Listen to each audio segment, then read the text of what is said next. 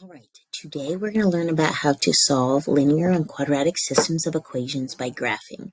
We've done this before with just linear equations, two straight lines. Now we're just adding a quadratic equation to the mix. So we've got one straight line and one parabola. First of all, we have to understand there are three possible outcomes. The first, as you can see, there are two intersections. We've got one here, we've got one here. So we can say that there are two possible solutions. If we look at the next example, we can see that the two lines intersect in one place. So we can say that there is one possible solution. If I scroll over to the right a little bit, I can see our last example, and these two graphs do not intersect at all. So we would say that there is no solution. So go ahead and write no solution. I'm just going to write no because it's easier with this pen.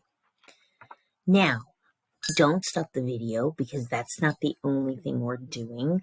I just want you to be aware of how many solutions there are. Now we're actually going to figure out what are those solutions. So you grab your calculator and let's take a look down below. All right, so I entered both of these equations into the y equals screen of my calculator, and then I hit graph. And that's the graph for the next problem. So pretend it's this one. Now, once I have hit graph, I can see how many places these lines intersect. And then I can pull up the list of ordered pairs and graph it. We're not going to have to draw the graphs every time, just for a few examples, just for practice.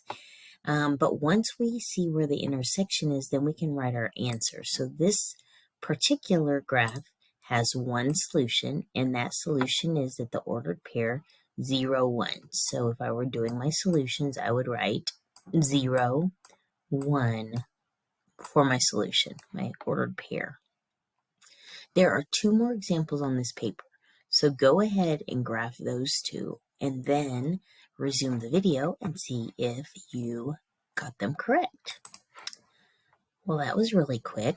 So if you went ahead and graphed example B and example C, you could see that there were two solutions for example B, one at 0, 1 and one at 3, 4.